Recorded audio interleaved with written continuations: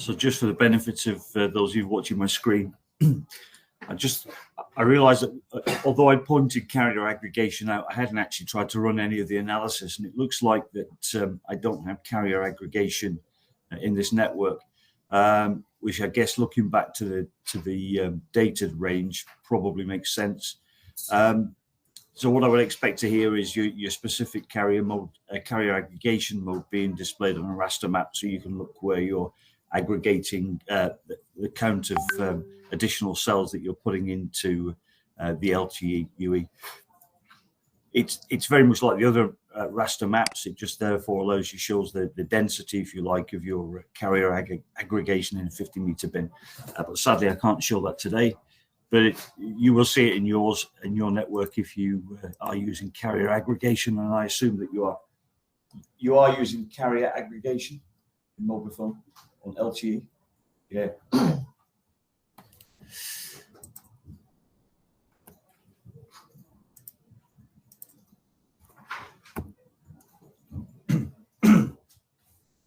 I was in London last year, and I live in the countryside in the UK. And the countryside in the UK is not very good for mobile networks. In fact, in my house, I have 2G. Okay, I might get a little bit of 3G if I go upstairs, but anywhere else in the house, I only have 2G. And when I went to London, I was on carrier aggregation and LTE. So in home on broadband, the maximum speed I can get is 36 megabits per second. On my mobile phone in London, I could get 130 megabits per second. So, do you have similar problems in Vietnam in rural areas? No, you all served by LTE, 4G and 3G? Yeah. Not in the UK, no. Very poor.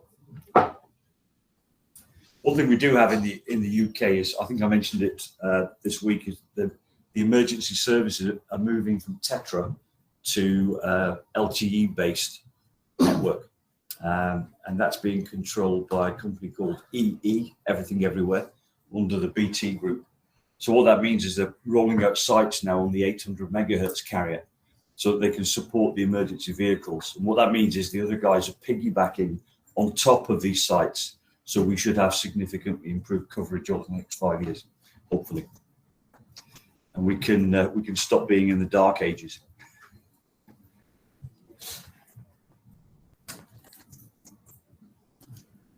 Okay, shall I continue, or do we wait a little while for these guys?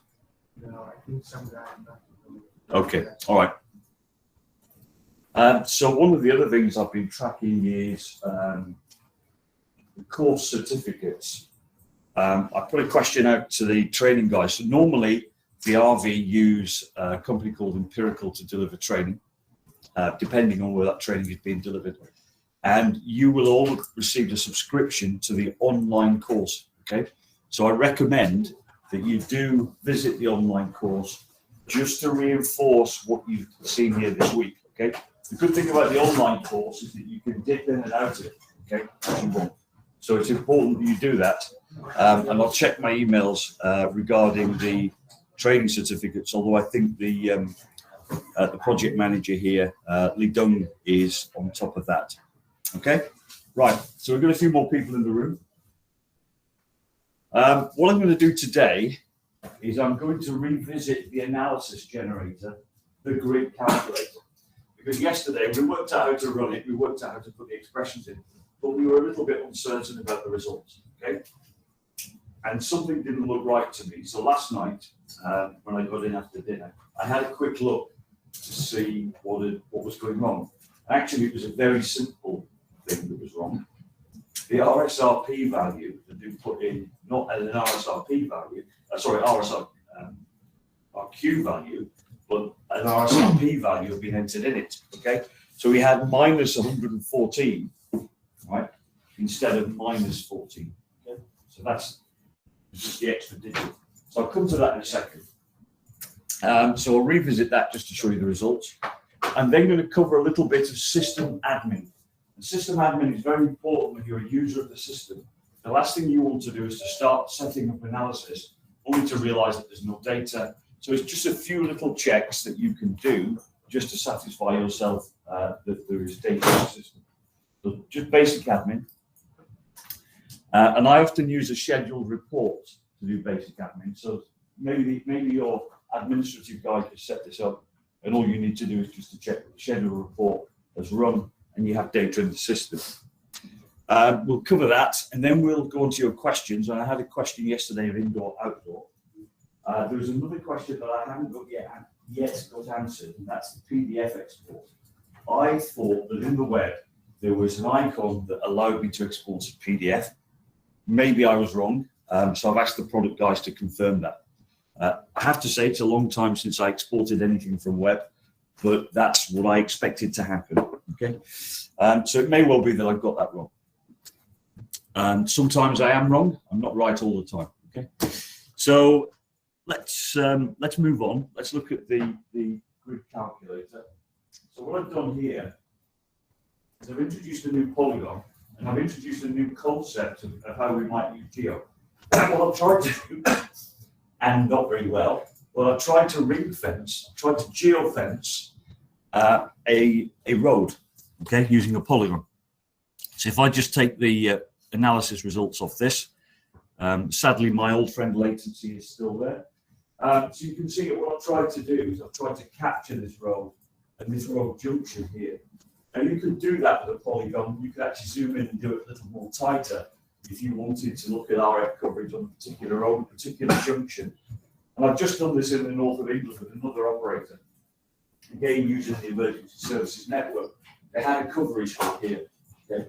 So what we did is we geofenced that particular road, and then we ran the analysis and simulated some tilts so that they can improve coverage on that road. The tilts have been deployed. I'll be frank with you, what actually happened was we used the geo-optimized system, but it's a similar thing. So what we did was we evaluated the cells all around it, and we improved the coverage of that road junction, which was important. So it was a positive thing that came out of using GEO and the ability to analyze the road. A couple of other use cases for this kind of geofencing using polygons. One of the problems we have in the UK, but in Europe at the moment, is illegal immigration. We have open borders, and what we get is organizations, people trafficking across borders in rural locations. So what we do is we geofence the rural locations, okay, and we set the analysis to roamers, because these guys are coming across the border with a mobile phone in their hands. What happens is that mobile phone registers, and what we can do then is then capture and look at how that traffic is being distributed based on that roaming signal. And some of the government agencies are interested in looking at that kind of information, not necessarily from an optimization point of view. So that's kind of geofencing using polygons. So what I've done here, set up the polygon, I ran my nth best cell RF KPI. What I'm going to look for is I'm going to look for areas with good RSRP but poor RSRQ. And that will give me the Boolean value that I was talking about yesterday. Okay, it's either going to be true or it's going to be false. So let me add this, set this analysis up.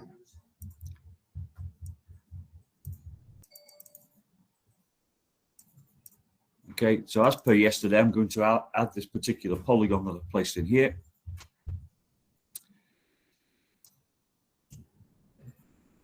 Okay, so I drag my polygon in, and the polygon is highlighted. I'm going to drag my grid in, which is my RSRQ, and I'm going to drag my grid in, which is my RSRP. They're the two values that I want to review. I'm going to maximize this window now so we can see what happens. And this is the bit that we calculated slightly wrong yesterday. So let me just open this window. Again, I've got some latency, so I apologize. Your server should be fairly local to you, so you shouldn't have this level of latency, provided you've got a good connection. So here we are. Let me add the two grids. Now, best practice here to add the brackets in, but I'll do that at the end. So I'm going to look at the RSRQ, and I'm going to do the greater than or equals. And this is where it went wrong yesterday. So what happened there was minus 114 in that value. And I'm going to put again here, less than or equals minus 90. Okay. I'm just going to put those brackets in now.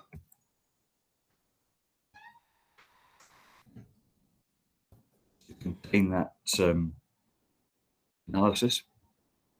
Don't forget to put the and in here. Okay.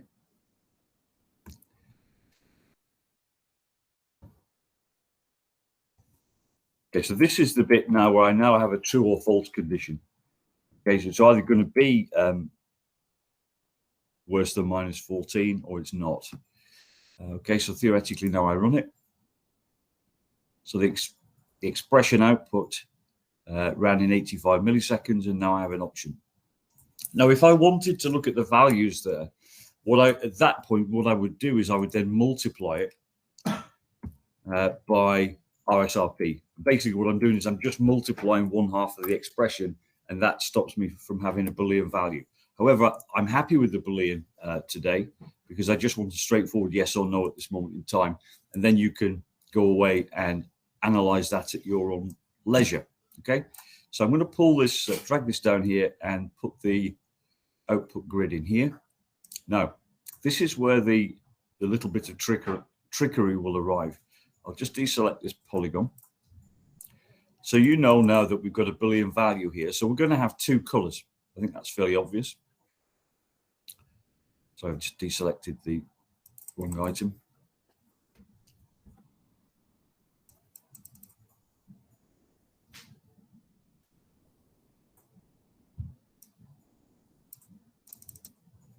All right, so deselect my polygon,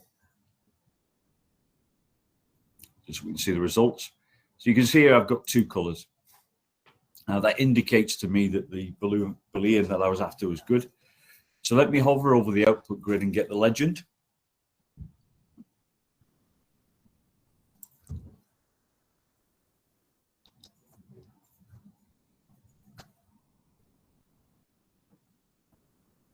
Okay, so there's my output grid. Now, I told you this was a Boolean value, right? So the strange thing about the analysis generator, it will generate values here, but actually only two of these are the conditions. So the blue ones here up to here, okay, all these will be false, and the red one will be true.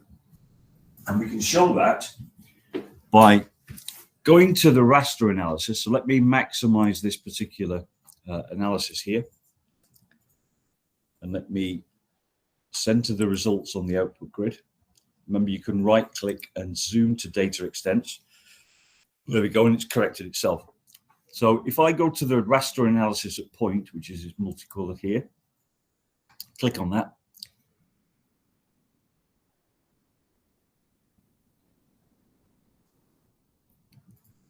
Okay, I'm just going to click anywhere on this map. Let me take a blue value. Okay, so it's telling me here that, so I've got a legend value, which is 0.2002. But if you look at the actual value, it's classified as 0. So remember, I was either 0 or 1.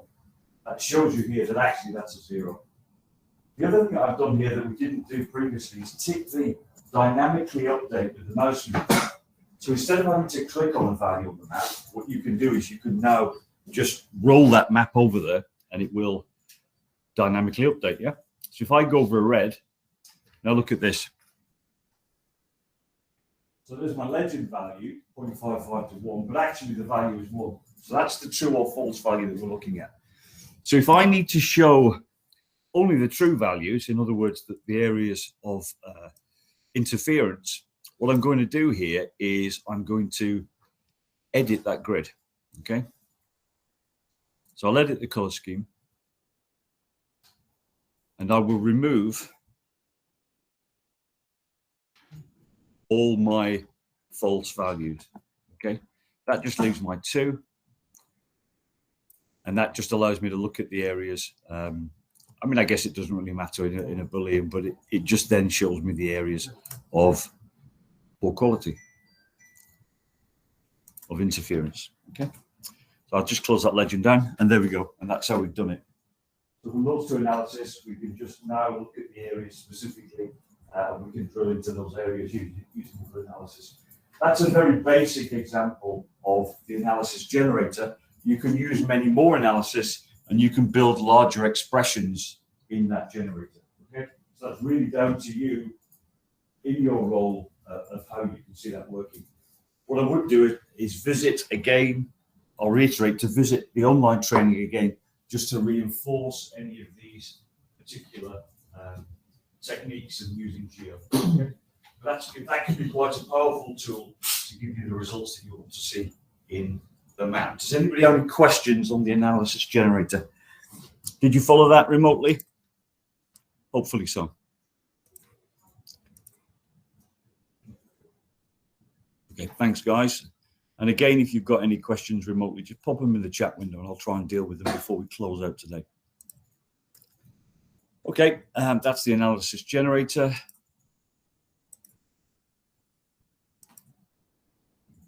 I'm just going to tidy up this map. That was from yesterday. We did our problem area analysis.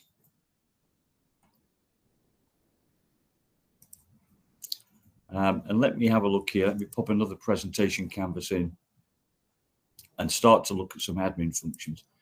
So this should be a reminder, really, of what we talked about the other day. We talked about the network layer being important.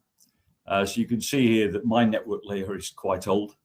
2000, I wish it was 2000 again. I was only 39 then.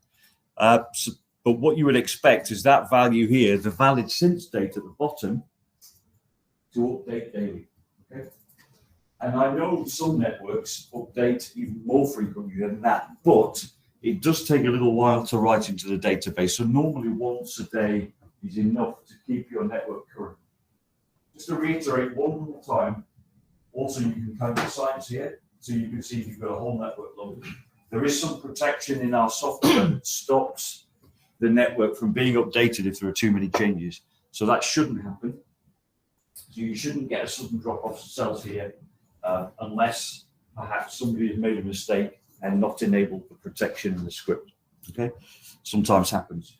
So you can do your cell count here, quick look in your head, and it'll tell you that it's valid since whatever date, and that should be today's date. Right? So I expect this in your system to update at about 5 a.m. in the morning. Okay, why do we do that? Normally the changes to your network are done in a maintenance window at some point earlier in the morning. So we give them changes time to be effective, and then the CM is exported from your OSS, which takes some while because they're normally quite big. So once that we give it a little big enough window for the CM to be exported, and at that point our script will run, and we will load the network into GEO. Okay, so that's the first bit you need to take note of. The next bit, this can be run as a scheduled task. So what I would normally do is something like this.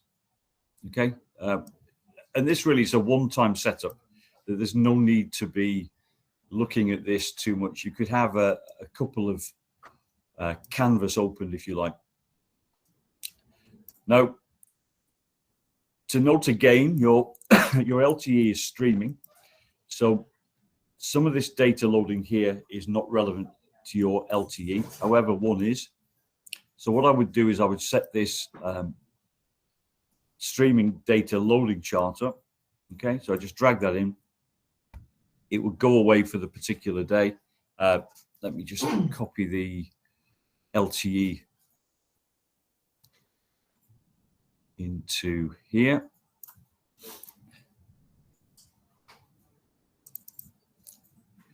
What I'll just do here with this particular filter. So you can see at the bottom here, you can save the filter to the Data Explorer. And that normally goes in the local folder here. So we'll save this. We'll call this the LTE filter.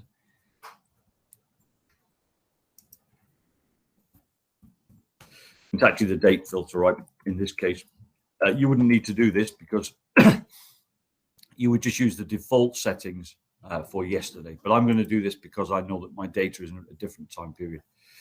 So that's the time period. Actually, in this case, I've got the frequency set, and I don't want to do that. So I'm going to apply that now. So we've got all the frequencies in there, and I'll save that again as the LTE date filter. Okay.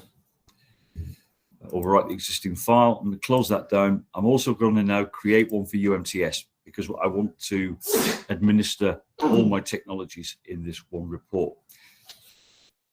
So clearly I'll need a different date filter on my data, but again, you will not need a different filter on yours. So it's going to let latency take its course. Here we go.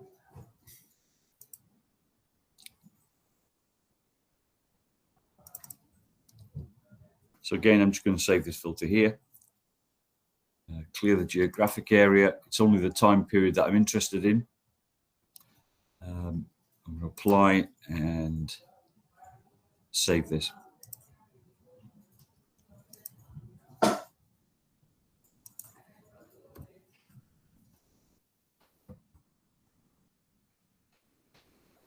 Okay, so that's how you can save polygons and filters into your local file.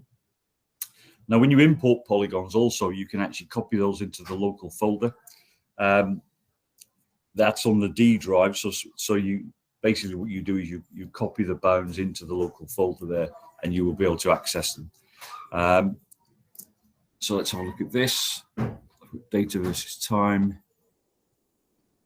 Canvas 1. Right. So now I'm going to add my filters here, which, remember, you're going to use the document filter, so you won't need to do this. Sorry, 1 second. So I'm going to go to local. I'm actually going to add this in a different way, so you can see I've got a different way of doing this. So I'm going to use the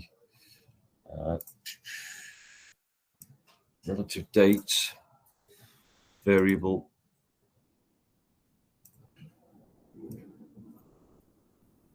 Specific dates. Okay, I'm just going to drag this one in there. So I'm going to merge, and you can see now it's updated with the relevant filter. I'll run that one. And this one here, I'm going to go into my UMTS folder. And I'm going to set up my UMTS loading. Now, in this case, there is a lot more that you can look at for UMTS because this is file-based. So the input of this is a 15-minute file that we load. And then once we parse that file, we load it into the database. So it's a different architecture, but basically it's file-based. So you get the chance to inspect these files a little bit more. So what I'm going to do is I'm just going to drag the GLR rows. Well, let's have a look at the RNC summary. Okay, so it's last seen, last loaded. Actually, I think this is going to be a table. My apologies. Yes, it is. Look at the icon. So I'll import an RNC summary here.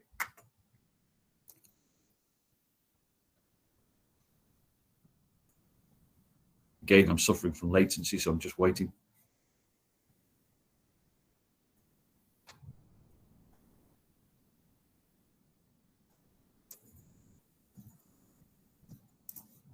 Okay, there you go. So it's told me that my RNC summary was wrong. That's fine. It'll probably add 2 more charts now.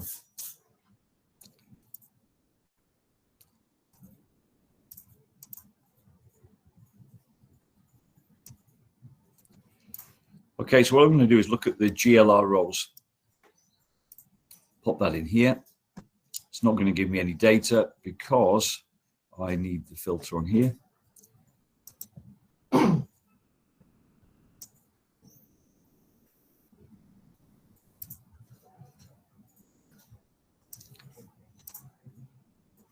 Okay, there we go. So what I did was I dragged that UMTS date into the chart, and now I'm going to run it. Okay. So what does this mean? What does this chart tell me? So from an admin perspective, what's going to happen as that data loads into the system, you're going to see something that looks like this. So I'm just going to draw this on the board. So you're going to get a chart that looks like this. So imagine that's my chart window, and you will see something like this. Okay. That's if you set for the previous day. You may get, but effectively, if you set it for 3 days, you're going to get something like a sine wave.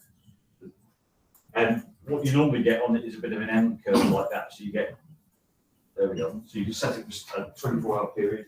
And provided that curve is going up and down, then that proves that the data is loaded and valid till midnight last night. Okay, so you know that your previous day's data is loaded. So what we normally do is add a couple of other analysis in here, just so that you can see. When you have multiple RNCs in that loading summary, it can get quite cluttered. So what we would normally do is also add an RNC summary here, which is what I was trying to do earlier, which is a table. Again, I'm going to need to add the filter to this. You will not need to do that. And again, I'll reiterate that this is just a one-time setup once you publish this. Okay, so that filter's been set. I'm going to load that. So this will list here your RNCs, and it will tell you when that RNC was last seen, detected, and it will tell you when it was last loaded. So sometimes, well, there is always some latency between the file arriving at the system and the file being loaded into GEO. Okay, so you may see an hour to maybe 1 hour 30. It depends how large the file is and how busy the network is. But what you'll have is a list of RNCs, and it will tell you when it was last loaded. So again, that's important for you, especially if you're looking after the UMTS in your area. Okay. What I'm going to do now is I'm going to disconnect the Data Explorer. I don't need to see that. Okay, so you can do that. You can add that back in at any time, by the way, by going to this toolbar up here. So this is just a template that we can run daily, just to give us an idea of how the loading is doing. So what I'm going to do here is I will then, at this point, schedule the report. Okay, so this is something we did previously, and I would call that daily loading.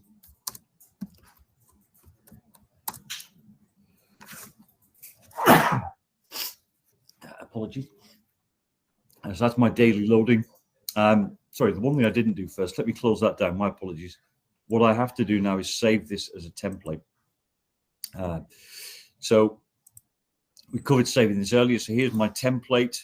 So that's what I'm going to use for a schedule report. We'll call this daily loading template. If I can spell correctly, caps lock it on.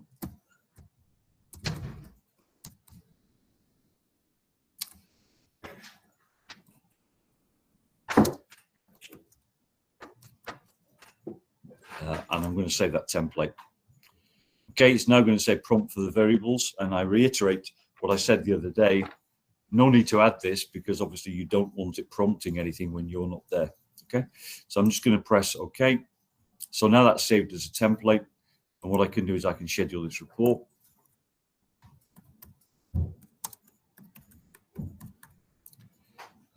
Input from file, remember. So here's my daily loading template. Open. And you can add, of course, as many analysis in there as you want to make your administration of the system easier. I can also publish this to the folder. So I will generate image of rasters and charts, and I'll publish it to the local folder here.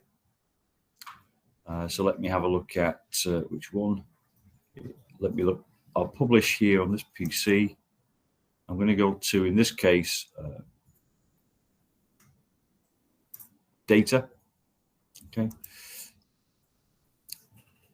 And I'm going to make a new folder, publish report. So what would normally happen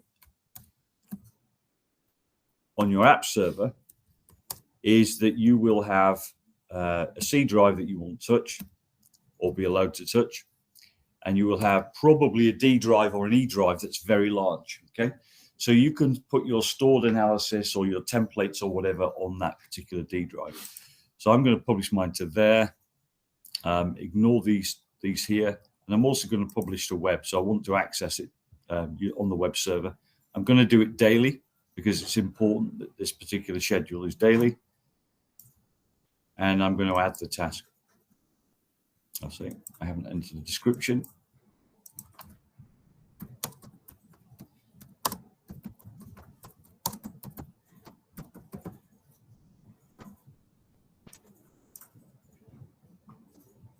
Okay, now I've added the task. So as we saw the other day, when that scheduled task is triggered, at whatever time that is, that will go away and that will produce this particular chart.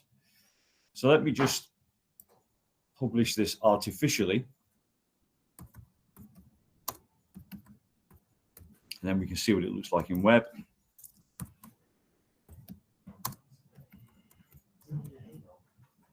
Okay, and obviously what I want to do this time is I want to make this public, because what I want is everybody in your system, in your departments, to have access to this.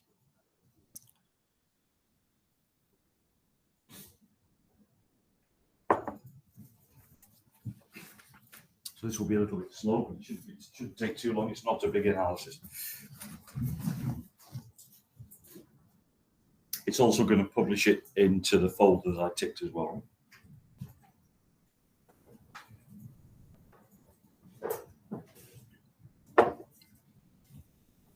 Okay, while that's publishing, I'm just going to pop to the restrooms. I'll see you in a second.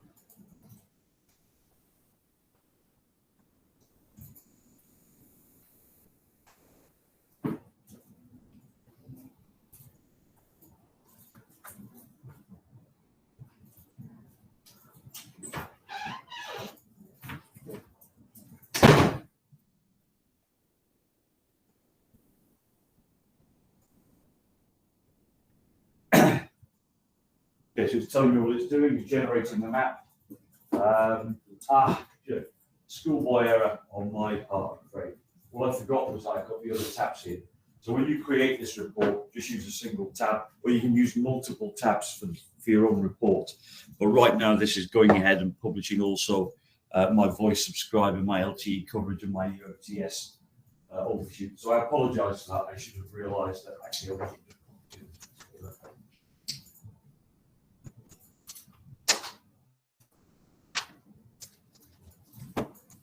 So just for the guys remotely, if you didn't get that, so I published this particular report that I generated. However, in my rush to publish this, I forgot that I got the other tabs there. So when you set this particular report up, whoever your admin guy is, they can just specify this template purely for the loading charts, and not all the other charts that we don't need to generate in this instance. So apologies for that. So that's why it's taking a little bit longer than it should, because it's still got to publish the tabs that you can see in the window.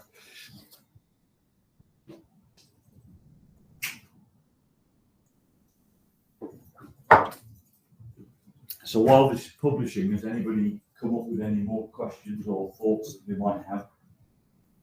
That they might want to go through. I'll do the indoor, outdoor next. But please think and give me some extra things to talk about before now at 11:30.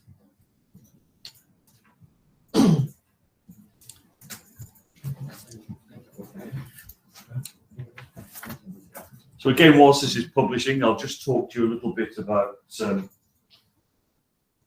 last chapter in book 2. So the last chapter in book 2 is chapter 7. And this is really about customizing your experience in this window. Okay? So we can see here that we can change color schemes for points and tables, map points, custom charts. So we can change all the different default colors and customize your screen. Probably you won't do this, and that's why I won't particularly cover this chapter. But if you need to, the instructions for doing so are in here, and it's relatively straightforward. But I've always been quite happy with the default color schemes, and I expect you will too, right? So unless you have any real drive to change that, or real want, or possibly even you have some visual defect, such as color blindness, and you may need to change the charts if you perhaps have visual problems. So that's the only reason I can think for changing the colors.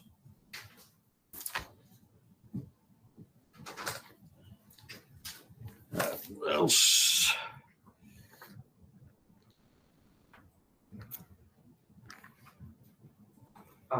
Hello, Yes.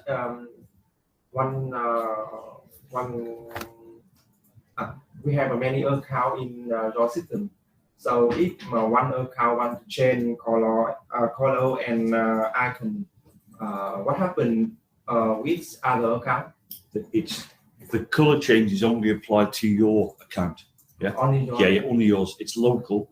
There's actually a setting up in the corner here. Okay, that's closed. Let me just look at this tab and we'll talk about colors. So I'm going to click on the daily loading. So off it will go. Here you go. So basically here, what you would do is you would make sure that on your account that you've bookmarked the web reporting and the good old Internet Explorer. It won't go away, will it? There we go. So we've set it up, very straightforward. You can see the tabs are replicated here. We don't need these here, but maybe you will have one tab for UMTS. Maybe you want to display some more information, and maybe you'll have a tab for LTE. And of course, the LTE information is relatively straightforward, relatively simple. Okay, so you would arrive at work in the morning. I'll just check that the system is loading data. Pop onto the web reporting. This will have run at 2 o'clock in the morning or whatever, and your results will be there, so you can carry on. Okay. Yeah, so the color schemes, so that's scheduled task. We've covered that before. Again, like I say, this is a one-off setup, or you may need to modify it to add some additional information for your for the users of the system. Okay, but in here we have a set of options, and these are unique to you. Okay, so anything here, you can click on this and potentially make some changes. Application startup. Well, you won't be changing any of that. Some of these other directories, you can make some local changes to that if you want some custom directories for your. There we go. So this is effectively where you can write your results to. So you might want to structure your own set of folders in whatever drive. Okay, you certainly won't be touching layer 3 files, and you probably won't be touching summary scripts. But local data, I keep that. Data Explorer files, yeah, I'll probably keep that. So anything in program data here, but some of the other stuff, analysis results, for example, you may want to change that. But most people just keep the default settings there, and each one of you would write into that particular folder. Running analysis. Let's have a look at time period. So these are all the default time periods. But when you run it, so remember saying it's the last one day. So this is the default here. If you want to change that default for your instance only, then you can do that. But most people stay with the default values. Okay, and the same with the colors. Once you've edited those as per section 7, they will be for you only. Okay. There's one thing we didn't cover in here, and I think it's worthwhile just talking about it, even if I can't actually demonstrate it. The web monitoring system has an interface here. Sorry, there.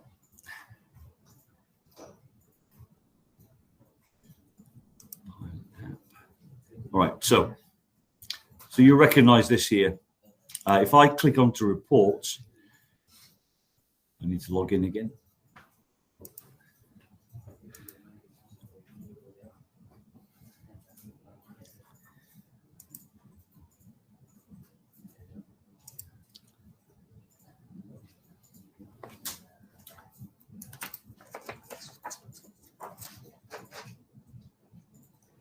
Okay, I don't have it here because so within here you're going to get the reports daily, weekly, monthly, and recent one-off. So it's logging in again. So if you have VIP set up, so if you've imported a VIP list into the system, okay, the system will detect those VIPs at the point of parsing. Okay, so I'm now going to walk to the board again and just draw a little diagram of how this is going to work.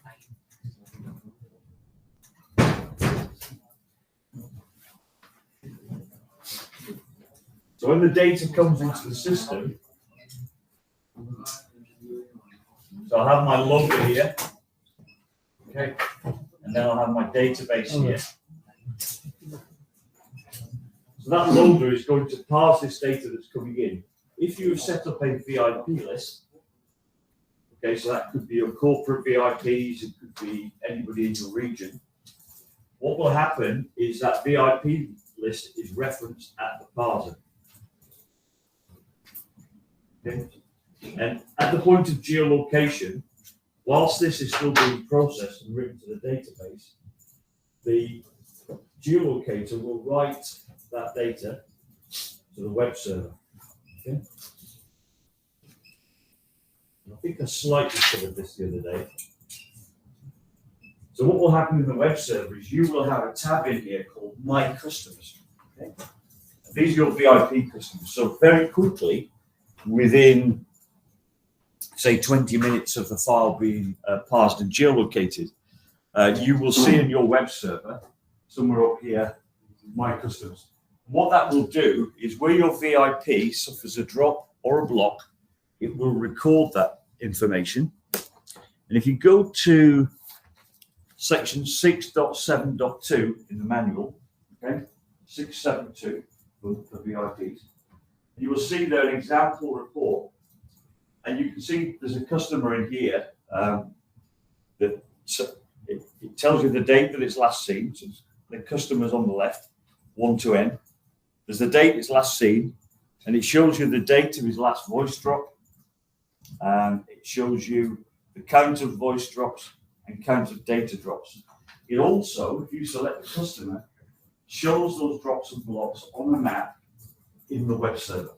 Okay, so if you're monitoring specifically your VIPs, you can go directly to web server and get a much quicker update on those customers. Okay.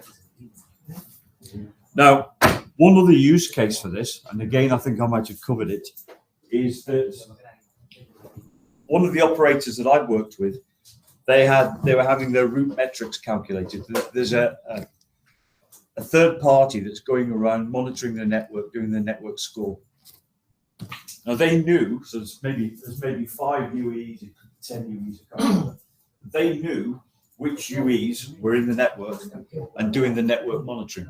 So what they did was they allocated the VIPs, the route metric people, the INSI as a VIP. And what they did was they cast the web into the NOC, into the Network Operations Center. So the guys in the NOC had this big screen that was being updated every few minutes, refreshed every couple of minutes by a task. And then as the route metric people were suffering drops and blocks, they could see that on a map within a relatively short space of time. So they could try and work out what was happening with the network and improve.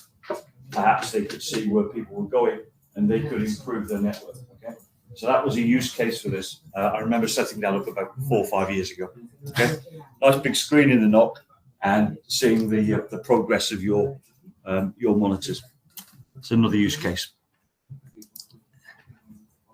That involves a little bit of setup, of course, but it is possible. Okay, does anybody have any questions about how they might check the system and make sure that it's going to work for them, administer the system? Any questions? Any questions remotely?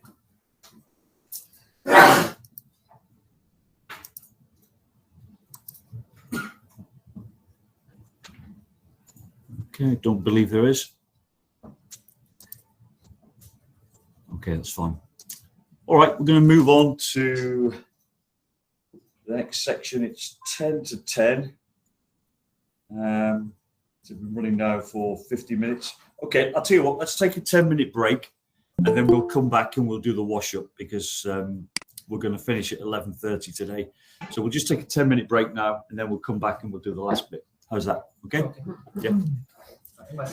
Thank you remotely. We'll be back in about 10 minutes.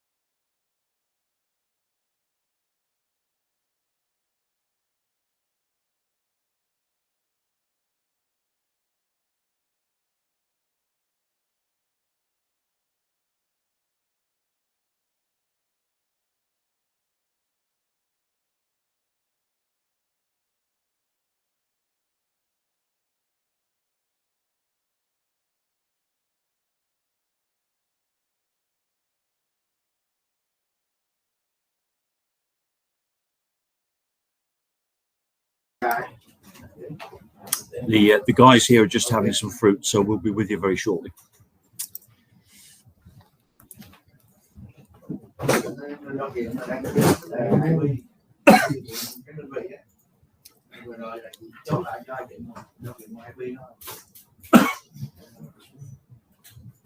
guys, we're ready to start. It's 10:05. So the plan is now we'll finish before 11.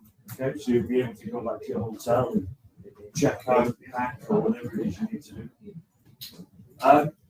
The one thing that's come up, and I know this was a question before I came here, was indoor and outdoor analysis in GEO. How do you do it? Okay, so I'm going to tell you how we classify the indoor and outdoor subscribers.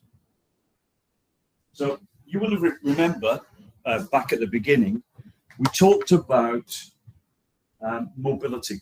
Okay, so we can make a classification over maybe 5 segments whether or not a UE is moving.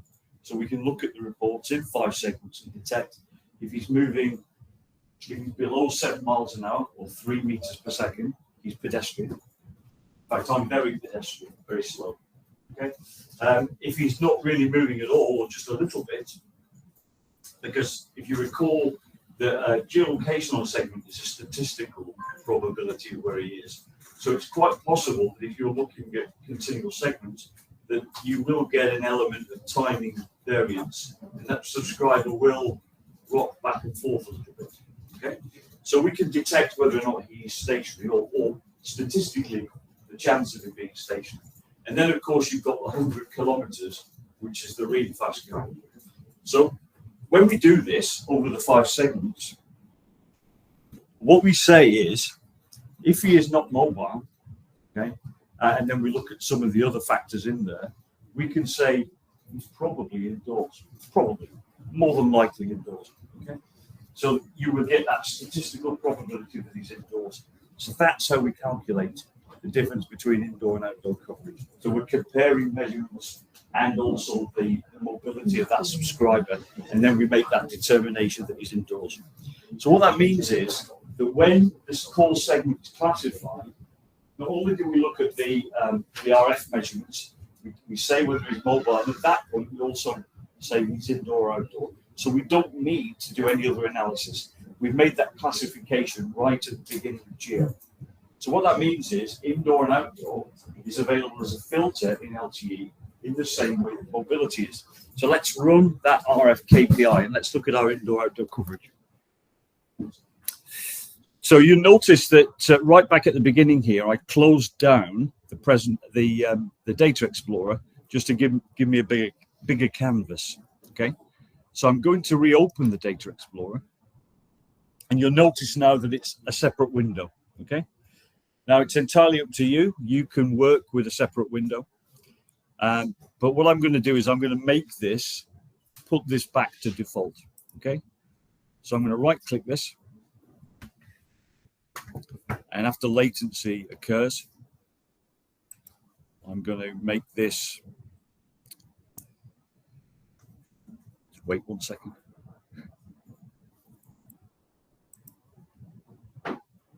So what's going to happen is I'm going to get a window up here that will allow me to redock the Data Explorer. There you go.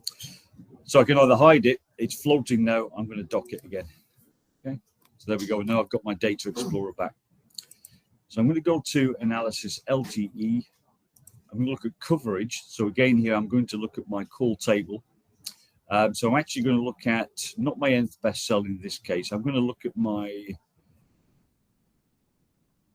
I could look at nth best cell, I guess, but I'll just look at the performance KPIs for now.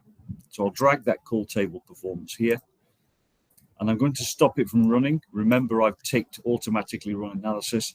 So it's going off to the cache, or in this instance, I'm just going to count. Oh, it's all right, it's already doing its business. So what I'm going to do is I'm going to update this filter, because I think this is an area of Belgium where we've got traffic interface, and I think on the right hand side here this is potentially residential. Okay, it's a long while since I've been to Belgium, so I'm just guessing that from the map. So what I've done is I've copied that again, take the filter out of here, drop it on here. So that restricts the analysis to this section, this visible section of GEO. I'm going to go for the one data layer again. Remember, when we filter this, normally we look at a single data layer. Excuse me. In this case, I know I've got lots of traffic on 6300. I'm going to apply and run.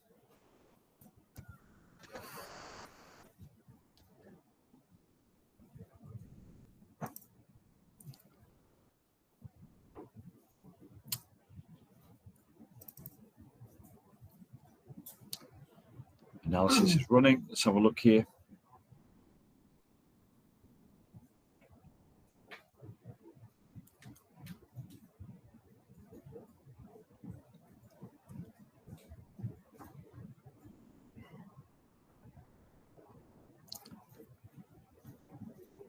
Okay, so you recognize this analysis here. There's a bit of a hole here in terms of our data.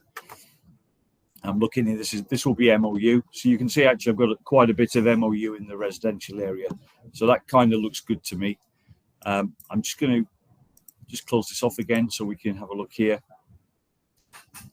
I'll toggle it back and forth just so I can orientate myself here in this particular area. Okay, so yes, I've got a fair bit of usage in this residential. So what I'm going to do now is look at the filter again, and this time I'm going to filter it for indoor analysis. Okay, so there's my indoor-outdoor filter. Okay, so by default I'm taking all the traffic, but now I'm going to go into the classification of indoor-outdoor. So you could run two separate analyses, the same analysis twice. There are some other features within geolocation where we can look at high or underground. This is in version 14. Version 14 arrived a few weeks ago. So right now I don't have the full details operationally of how we detect the high or the underground, but it will need something like the height of the antenna to be populated in planning, and a negative value could indicate an underground system. So potentially we can say he was underground or whatever when we know the heights of the antennas. In this case, I'm just going to look at the indoor. And I'm now going to run that analysis. So it's going to go away and it's going to look at all those core segments that were classified as having indoor probability.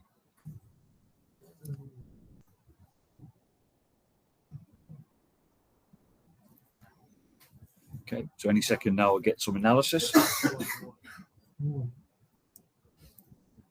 Okay, so let's have a look at our traffic volume in this filter. So you can see again, once again, we've got predominantly the traffic volume in the right-hand side.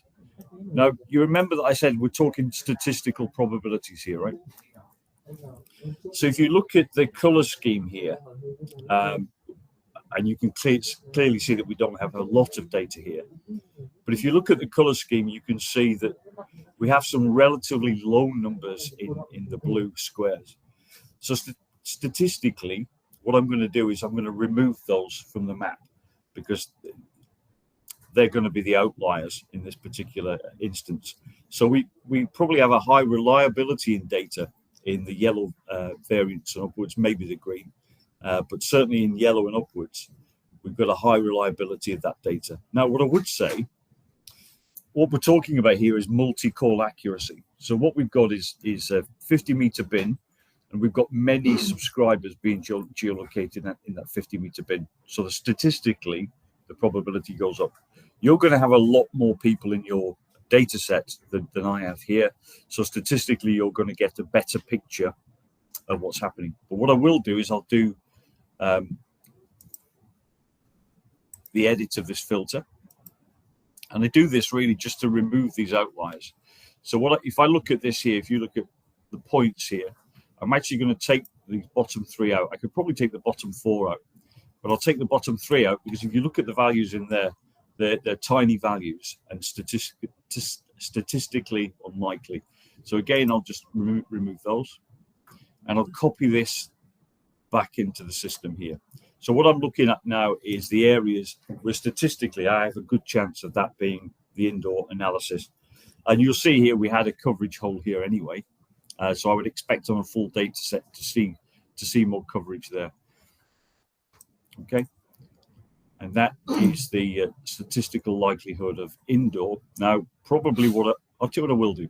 I will increase this area here because I think in this Elsen area of Belgium, clearly we've got slightly more traffic there. So what I'll do is I'll replace that, and that should give me the wider bounds, and I'll run it again.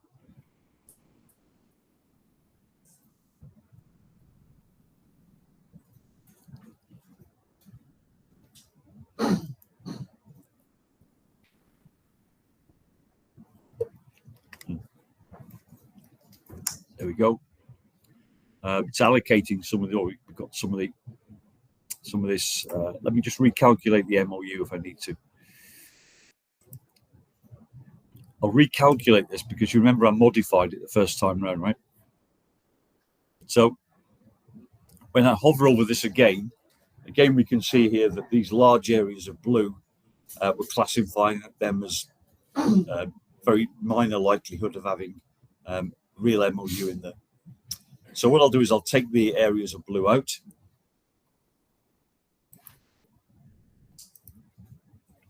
I don't have to do this, of course. It just makes it a little bit easier to see what you're looking at. I'm going to keep the higher blue in, although statistically it's quite low compared to the others. Copy that back in. Okay, so here I'm showing my MOU is classified as indoor. Now there's a little bit of road breakthrough on here, which is the MOU is minute of code, right? Yes, yeah, minutes of use. Yeah. So just to clarify, minutes of use. So you can see I'm getting some street level evidence in here, but you can see also that we are showing our traffic volume in this particular region. What I'd like to try and find, if I had more dense traffic, let's see if I've got it here. So what I'm looking for is an area. So here's an example. It's on the fringe of my example, but I've got it's difficult to say in this particular map, but you can see here that I've got an area that may be a park, that may be some kind of water. So you can see here that I'm not generally plotting on there, and you can see that the bulk of my MOU is actually being built up in the residential areas around it.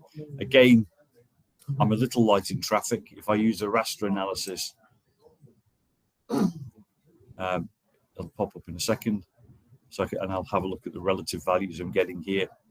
But you can see here that I have this hotspot here in the residential areas, and again here. Okay. So you'll get a slightly better picture than this, but you can see here that I no longer overlaid this outdoor area here. Okay. So any questions on indoor, outdoor? The lesson here is for traffic. This is minutes of use. How about the coverage? Signal strength. How about the coverage, the signal strength? Okay, yeah. So we can look at another analysis. So this indoor-outdoor filter is available on call segments. If you look at connection segments, we can look at the nth best cell KPI. So let's run this. Similar area. We'll use the same filter here. I'll drag and drop, update.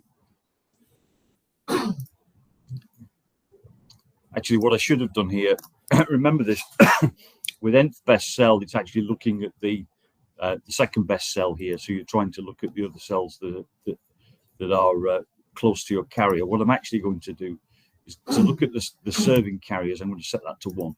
Okay. So this will show me the best cell in that bin. I'll cancel that analysis. And I'll run it again.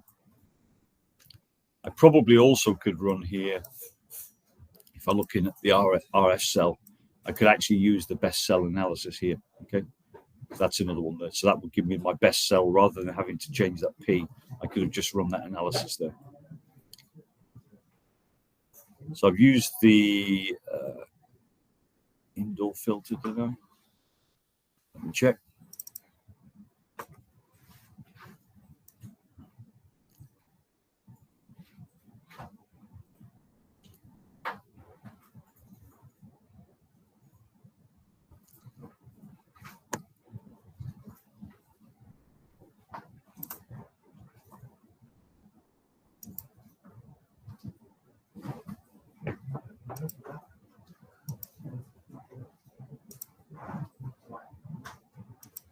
Okay, so that's going to run. That was my general filter behind it, where I ran my best cell, and then I can look at the RSIQ and RSRP.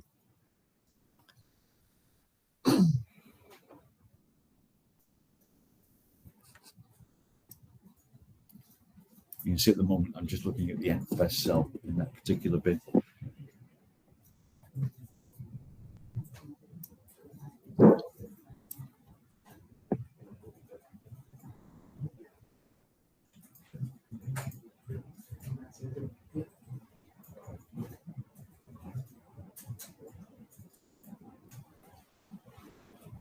Okay, so that's my results. I'm not interested in the nth best cell served indoors, although I guess I might be.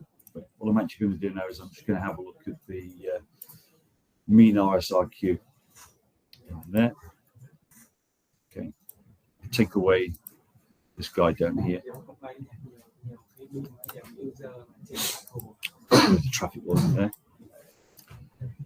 So let's have a look at the mean RSIQ. So there we go. This is our mean values. So you can see within some of these regions here, we've got relatively low counts. Well, this is the RSIQ. This isn't the specific count of that. If I actually hover over that, okay.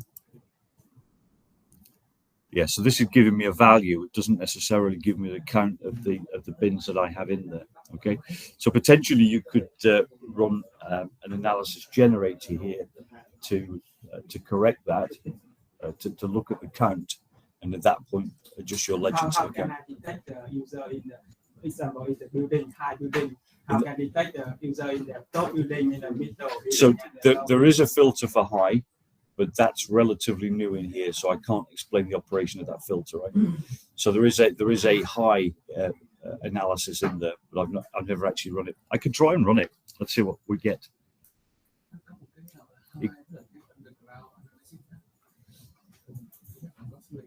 Yeah. Be very surprised if there's any high buildings in this area. But, yeah, so I can look at the nth best cells measurement volume. Let's have a look at one of the other analysis in here, which is RF health, best cell.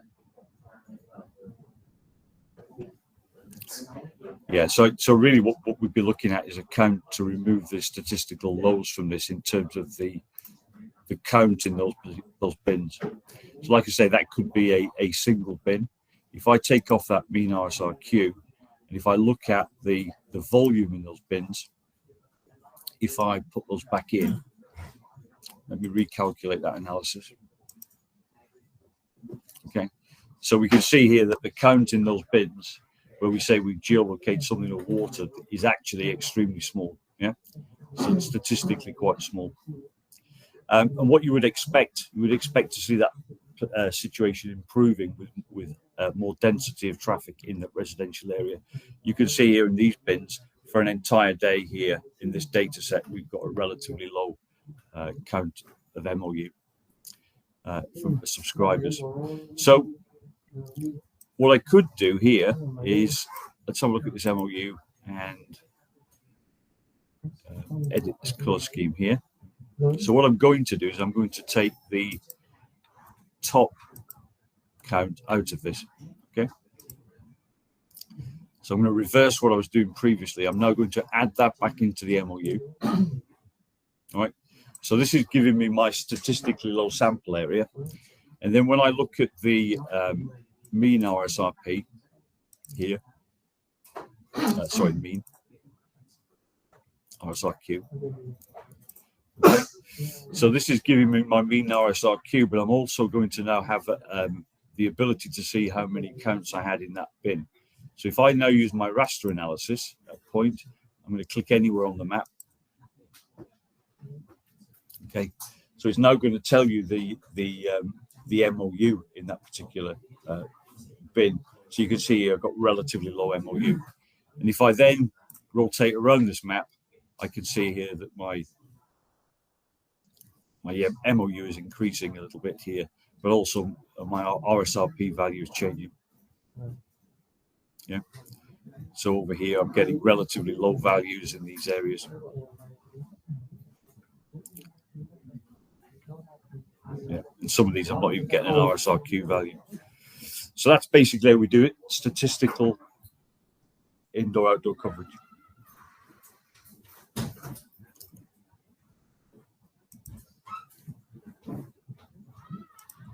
Does that answer your questions? Does anybody have any additional questions on indoor and outdoor coverage? Mobility is another factor there we didn't look at. Okay. So let me just look briefly at mobility while I'm here.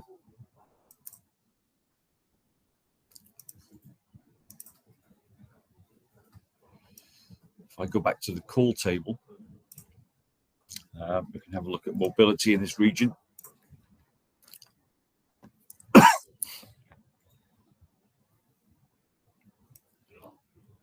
Just going to copy this in to speed it up.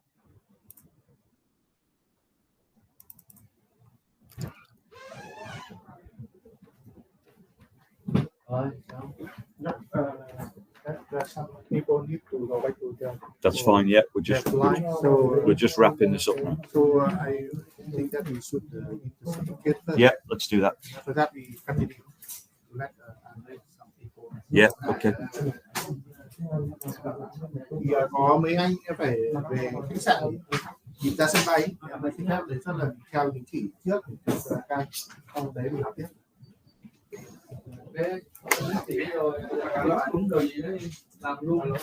So for the benefit of the people on the call, we're just now going to hand some certificates out. Some of the guys have got to leave, so we're just going to say goodbye to them and thank them for their attendance on this course.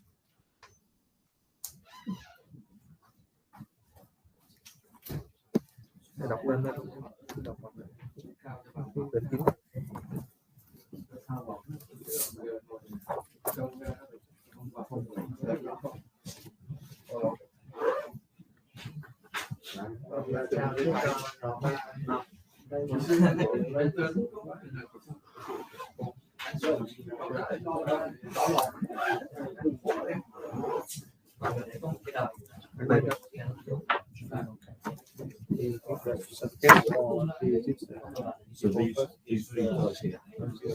Yeah. Who's up first? Bạn ngồi luôn nè.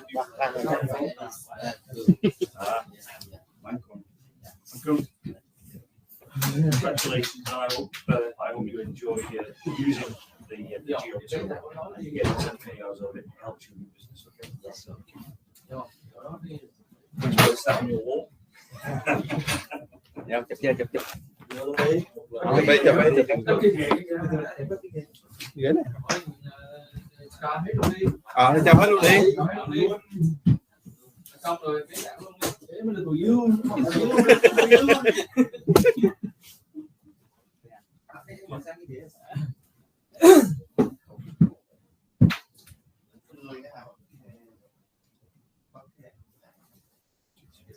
You're welcome. Thank you. Next we have Juan. Okay. There you go. Thank you very much, sir. Thanks for your participation. I hope you get plenty of use out of the system, and the guys from Comet will support you if you need that. Okay, that's for your bedroom wall or whatever. Yeah.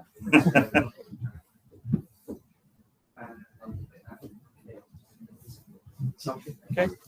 Cheers, sir. Safe trip. and tampon. Yes. Cheers, thank you very much for your participation in the course.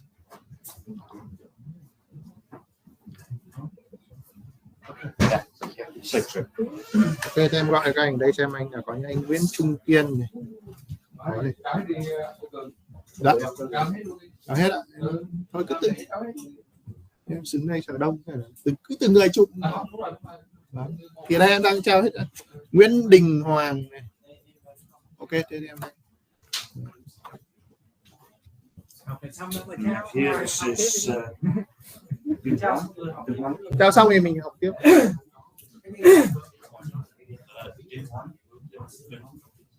Thank you very much, sir, for your participation in the course. That's for your bedroom wall or whatever you want, wherever you put it. Thanks very much.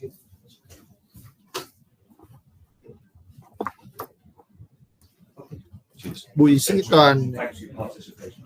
Đây anh Toàn.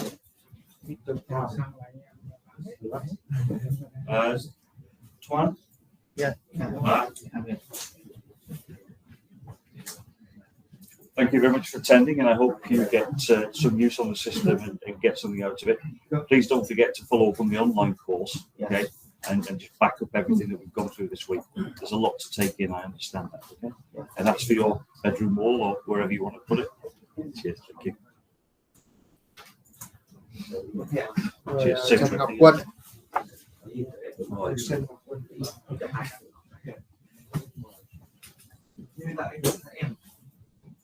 Thank you very much for your participation as well. So I can see that you were taking a lot of notice. So I'm hopeful that you get some good value out of this. And please don't forget to check out your online course as well. Okay, back there. There you go. That's for your. Okay. Safe trip. Mời anh Lê Sĩ Đồng. Lacey Don?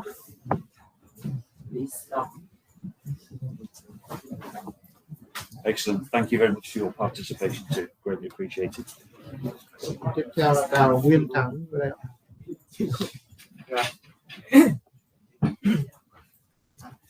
Excellent.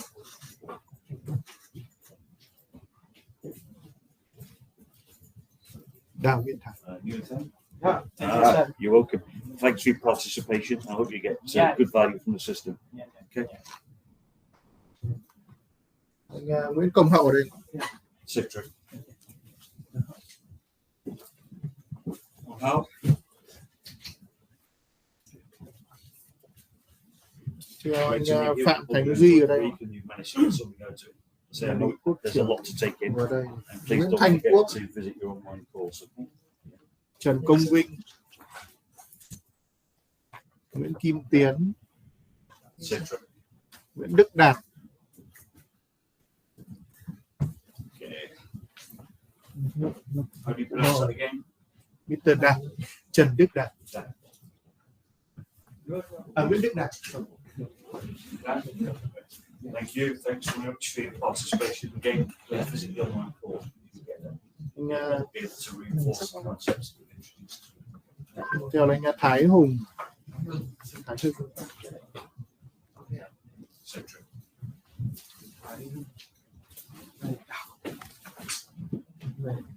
Sau là đến anh Lê Văn Ân. Thank you very much for your participation this week. And again, visit the online course. Yeah, just make sure you get plenty of that.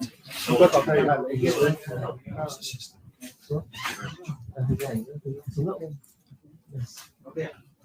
Keep it citric. Yeah. Go. To the right side. Fan. Yes. Yeah. Thank you much for your participation too. And say visit the online course as well, just to you can do it bit by bit and just and hopefully we'll get the system into your hands as soon as we can. Okay. We'll get through the acceptance testing and get some value out of the system. Okay.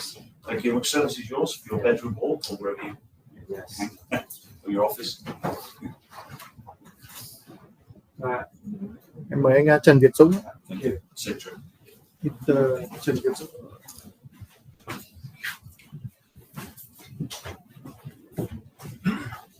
Travieto, thank you very much for your participation, Tim. Really good question. Thanks for asking a question at the end. Thank you. I can see that you're taking a lot of interest. So the online course is available to follow up and the comment guys and support. Hopefully you'll get some good value out of it. Any questions that you have? It's free. Sorry? Ask the course. Free or chat. It's paid by. Oh, that's free. Okay, yeah, the online course, you're enrolled in that course already. Okay, yeah. So no need to pay unless you want to. So that's your certificate. Thank you. Safe trip. Safe trip. Mời em Trần Văn Dũng.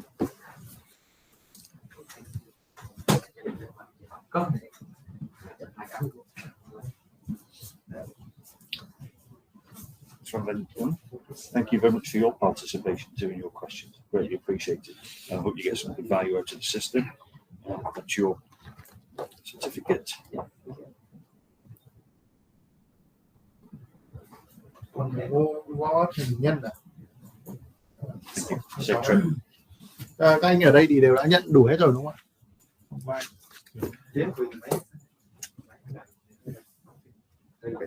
Colin, do I get a certificate?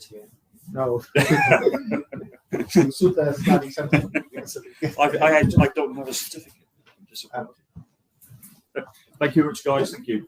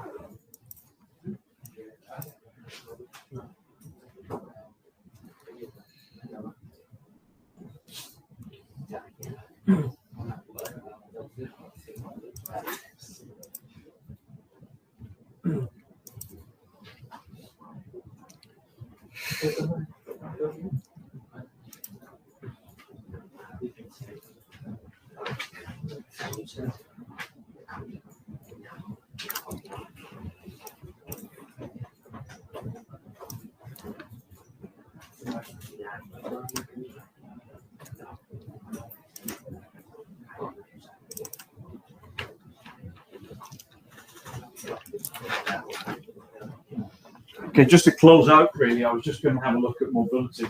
I can't remember if I did this previously, but I'll do it now. I think statistically we don't have a great amount of data in this area. I think that's fairly apparent when we dig into the data set, but at least it does give you an example of how we could do things.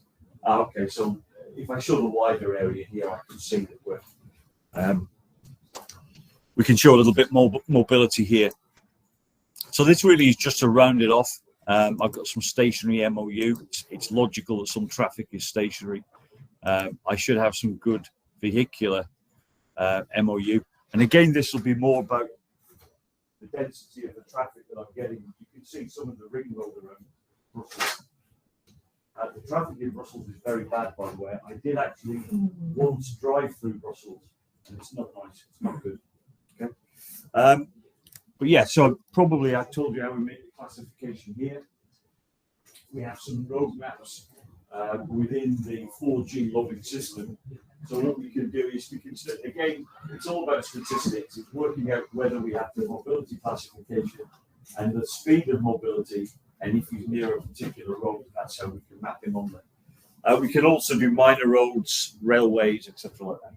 Okay, so that's just an example of how we do that. You can see that again, low values here in the blue. So let me take the blue away. So if I go here, right click, edit the color scheme. Okay, let's take the statistically low values away. Copy that back in.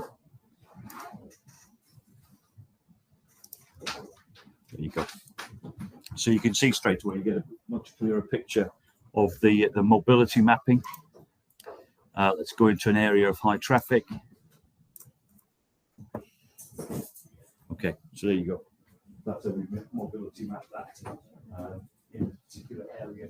And again, you can do nice big gap here, of course. You can do geofencing like polygons around the roads, applying your mobility filters and looking at coverage for fast-moving traffic or whatever, or drops. I don't think there'll be any questions on mobility. I think that's straightforward, right? We know now how we make the classification, and all these features you can use to analyze your cities, your rural roads, etc., etc. I don't have any more to cover, so if there are any more questions, or you would like to see anything else, or maybe you would like to have a look at the analysis, what I'll do is I will just disconnect my screen, disconnect my battery, and as before, I'm going to put it there. I'm going to leave it open. But as far as I'm concerned, I've covered everything. If you want to try something before you go, please try. Sorry, let me just put that back up to the screen.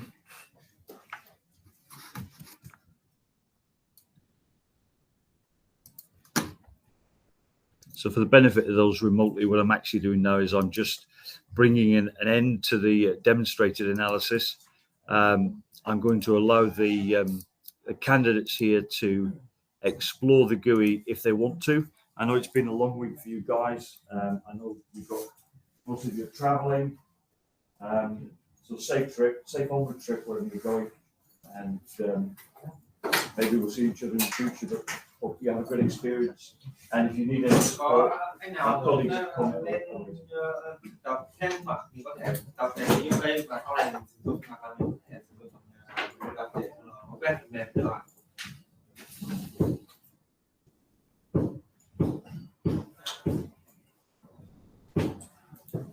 Hai anh đến sau thì em phép là cho chị hai anh. Đấy, mọi người có trang chỉ xong rồi.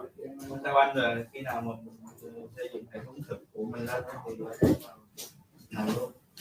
Làm là sau này mình thành rồi luôn nha. Nhưng mà trước hiện tại thì mình để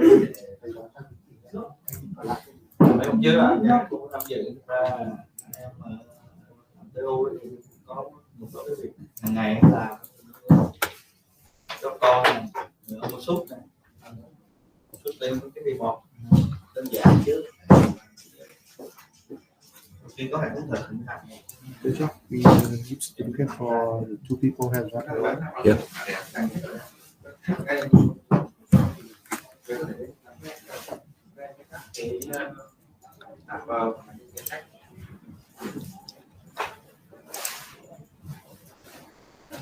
Okay.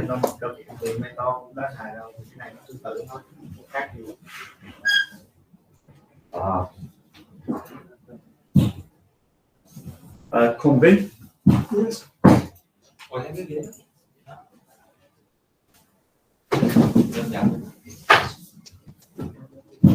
Do you want to be in front of the screen? Share the advert. Okay. So, thank you very much for your participation. Good to meet you. Thank you very much. And please don't hesitate to follow. You're enrolled in the online course. It's free. Okay? Yes. So you won't be charged anything, and just reinforce the concepts that we discussed this week. Thank you very much for your participation.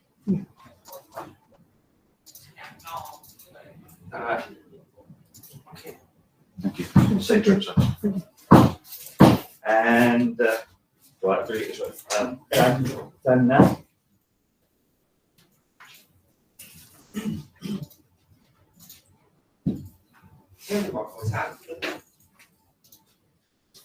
So thank you very much for your participation too. And once again, please visit the online course. It's free. Just follow all, then you can do it like that just to reinforce it. Okay, and hopefully you get your hands on the system soon.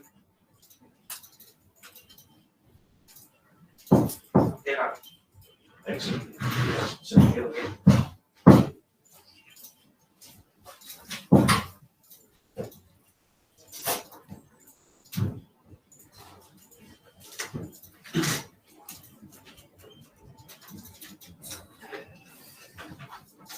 Okay, I think I'm happy to end this here if you're happy. Yeah, you guys all to have a look if you can. But I think I've covered everything that I need to cover. So, yeah, I think I've gone through the book. it's really, we've covered the questions, the final analysis generator. So I think yeah, we'll complete that. So if there's nothing else, then I'm happy for them to close it. If there are any other questions, then I'll stay here. Okay. Ít phút cuối buổi nữa thì anh chị có thực hành gì lên thì đã thực hành.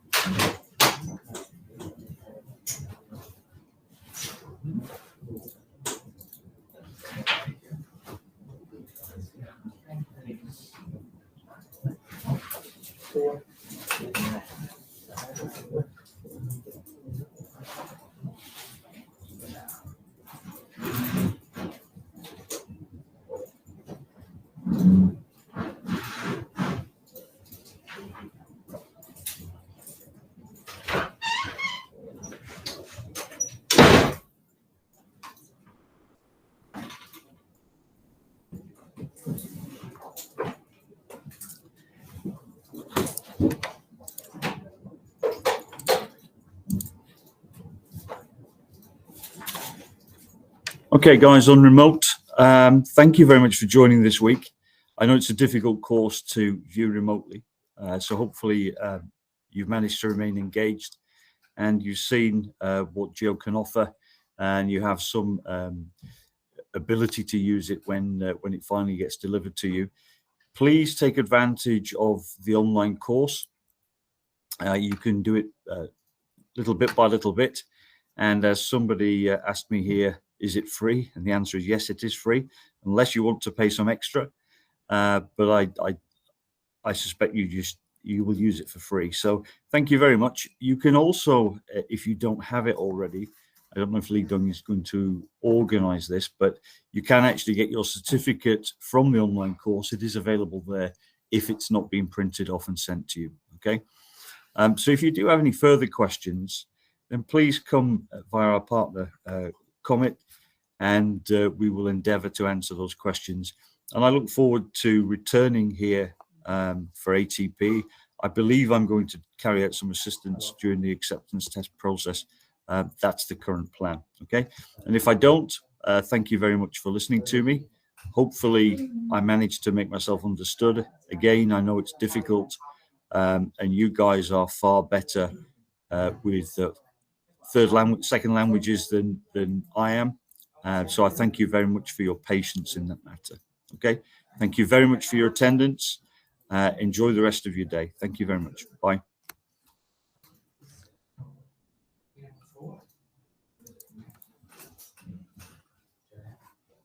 Các anh ơi, nói chung bài học trong khóa học của mình hôm nay là kết thúc rồi ạ. Thì anh chị nào có câu hỏi về khóa học hoặc là câu hỏi về mà sau này các anh chị cứ nhắn với bên em sẽ trả lời, hoặc là sẽ nhờ bên gửi lại cho thầy để trả lời giúp mình ạ. Mọi người phải nhắn vào group và nhắn cá nhân trong cái vừa em cũng được ạ. Mọi người sẽ gửi email qua cho bên em. Anh là cái nắp hoa là anh đâu này không hiểu, anh hỏi lại xem là lúc đầu gọi hai máy trên long hay gọi gì mà nên phụ xuất phát ban đầu